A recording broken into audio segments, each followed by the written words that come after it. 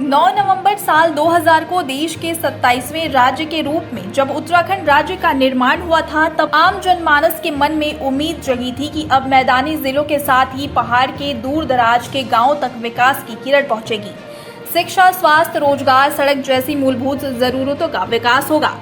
लेकिन अफसोस, ठीक उसी वक्त राज्य को गिद्ध की नजर से लूट खसोटने के इरादे से कुछ राजनेताओं ने भी जन्म ले लिया।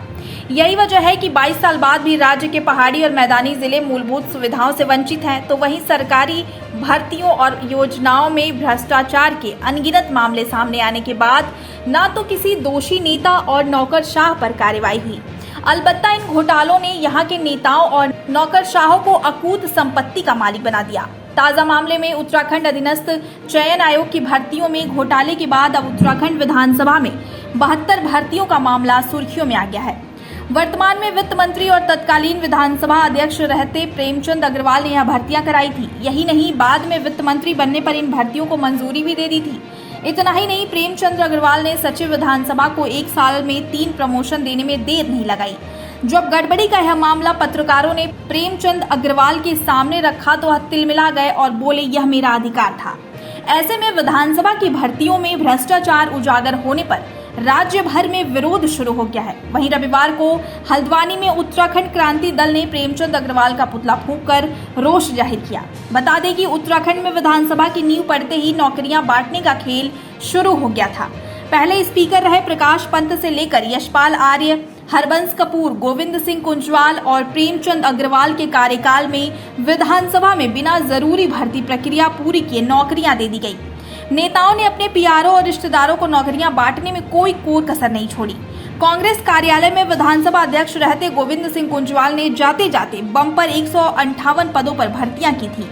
खास बात यह है कि इनमें से ज्यादातर जागेश्वर विधानसभा क्षेत्र के लोगों को नौकरियां दी गई। वहीं विधानसभा में प्रेमचंद अग्रवाल के समय 72 कर्मचारियों की नियुक्ति के दौरान भी नियम कायदों की धज्जियां उड़ाई गई। बड़े स्तर पर विधानसभा में नियुक्तियों में घपला सामने आने के बाद अब मामले को मुख्यमंत्री पुष्कर सिंह धामी ने विधानसभा स्तर पर देखने की बात कही है। लेकिन उत्तराखंड का आम व्यक्ति यही सवाल पूछ रहा है कि आखिर कर्ज में डूबे उत्तराखंड को यहाँ की राजनीतिक पार्टियां कब तक लूटती रहेंगी? आखिर कब भाजपा और कांग्रेस के दोषी राजनेता और नौकरशाह सलाखों के पीछे होंगे? ये उत्तराखंड सरकार में वित्त मंत्री प्रेमचंद अग्रवाल का पुतला है। उनके शासनकाल में जब वो विधानसभा अध्यक्ष थे और अब वो वित्त मंत्री हैं, तो उनके कार्यकाल में लगातार अवैध नियुक्तियाँ हुई हैं। देखो, भारत के अंदर समानता का अधिकार है और वो जो उन्होंने विशेष रूप से जो अपने अपने चाहते थे उन लोगों को रोजगार देने का काम किया है। क्योंकि देखो, अगर रोजगार देना था तो जो पहाड़ों में जो अपनी जो गाय पाल के, भैंस पाल के, दूध बेच के जो अपनी माँ अपने बच्चे को पढ़ाती है, क्या उसका रोजगार का हक नहीं बनता है? रोजगार इन्होंने अपने अपने लोगों को दिया है। और कल मैं ये देख रहा था प्रेमचंद अग्रवाल जी को कि पत्रकारों को साथ भी बदतमीजी कर रहे हैं। क्या किसी का बाप का राज है क्या, जो वो बोलते हैं कि मेरी मर्जी, मैंने नियुक्ति कर दी? अरे कैसे नियुक्ति कर दोगे आप? आपका विवेकाधिकार है, लेकिन विवेकाधिकार के लिए भी नियुक्ति होनी जरूरी है। अखबारों में जाता है, अखबारों में कहाँ आया? किस एजेंसी को आपने ठेका दिया? आप उनको कह रहे हो कि हमें टेम्परेरी व्यवस्था में रखा है। कहाँ रखा आपने टेम्परेरी व्यवस्था में? आप 1-1 लाख रुपए उनको सैलरी दे रहे हो, आवास भत्ता उनको दे रहे हो, आप उनको सब सुविधाएं दे रहे हो, तो आपने कैसे टेम्परेरी भर्तियाँ कर रखी हैं? तो हमारी मांग यह है कि तमाम जितने भी ऐसे फर्जी लोग लगे हैं, उत्तराखंड के मूल जो बेरोजगार, जो दूर दराज से लोग हैं, उनको भी भर्तियाँ दी जाए और वो भर्ती तुरंत तत्काल कैंसिल की जाए। ये आज हमारा विरोध का मुख्य कारण ये रहा कि जो ये परीक्षाओं के पेपरों में लीक हो रहे हैं और इनमें जो धांधली हो रही है, और दूसरा सबसे बड़ा जो विधानसभा में बैकडोर से जो नियुक्तियाँ की गई, इसके विरोध में हम लोगों ने यहाँ पे सरकार का पुतला दहन किया है। बाकी इस सरकार में हो या पिछली सरकार में हो, भाजपा और कांग्रेस दोनों ने ही उत्तराखंड को बारी बारी से लूटा है और युवाओं के साथ छल किया है। जिस प्रकार आज आए दिन उत्तराखंड में कोई ना कोई घोटाला उजागर हो रहा है, मैं ये सोचने में असमर्थ हूँ कि क्या हमारे प्रदेश के उन शहीदों ने, वीर शहीदों ने, माताओं ने, बहनों ने, युवा साथियों ने क्या इसी दिन के लिए इस राज्य का निर्माण किया था, शहादतें दी थी, अपना जीवन बलिदान दिया था कि हमारे विधायकों के, मंत्रियों के, विधानसभा अध्यक्षों के रिश्तेदार, बेटा, बहू आदि की नौकरी बैकडोर से बगैर किसी एग्जाम दिए लगे? अगर इसीलिए किया था तो फिर हमने सच में बहुत गलत किया था इस प्रदेश के साथ और इस पहाड़ के लोगों के साथ।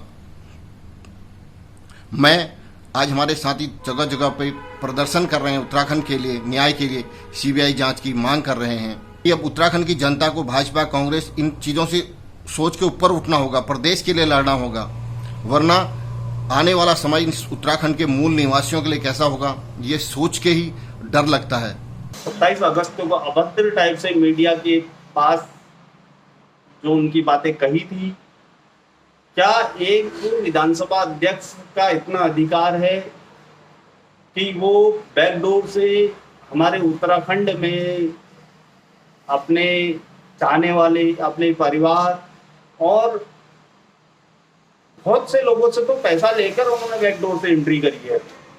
तो साथियों, हम लोगों को अपने अधिकार के लिए लड़ना पड़ेगा, और आज भी अगर हम अपने अधिकार के लिए नहीं लड़ पाए तो कल हम सब उत्तराखंड के विनाश के लिए हम लोग जिम्मेदार होंगे, क्योंकि उत्तराखंड संभालने में सबसे ज़्यादा योगदान उत्तराखंड की जनता का है।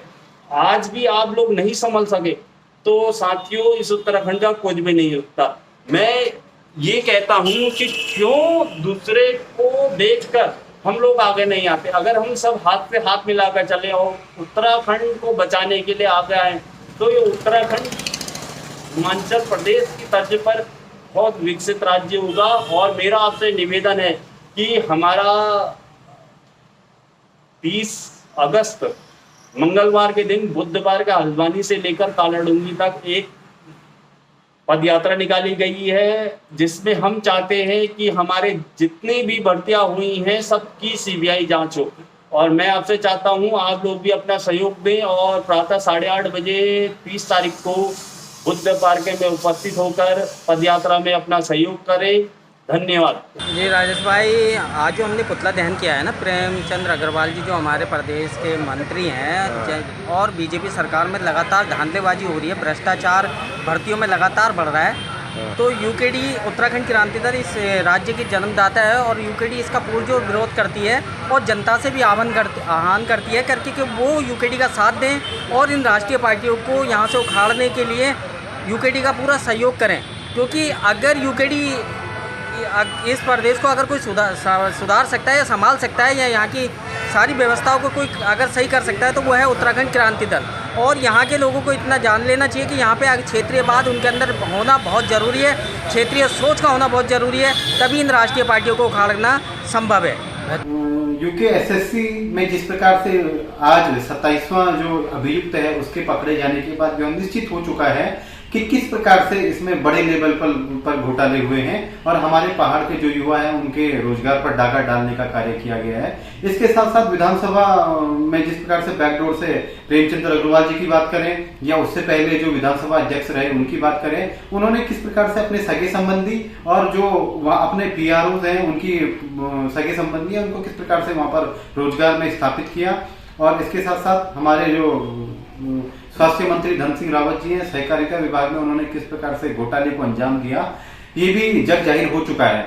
लेकिन कहीं ना कहीं जिस प्रकार से इसमें कांग्रेस के जो हरीश रावत जी की बात, पूर्व मुख्यमंत्री हरीश रावत जी की बात करें, जो छोटे छोटे कार्यक्रम को बड़े इवेंट में बदलने का कार्य करते हैं, लेकिन अभी जब हमारा राज्य पूर्ण रूप से इसकी मांग सीबीआई जांच की मांग कर रहा है तो कहीं ये बड़े जो नेता हैं ये कहीं ना कहीं मूक दर्शक बन के देखे हुए हैं कि क्योंकि कहीं ना कहीं इनकी संलिप्तता भी इसमें बराबर की है। 2015 में जो भर्ती घोटाले हुए थे उसमें दरोगा भर्ती घोटाले की बात करें या पटवारी भर्ती घोटाले की बात करें, वो भी पूर्ण रूप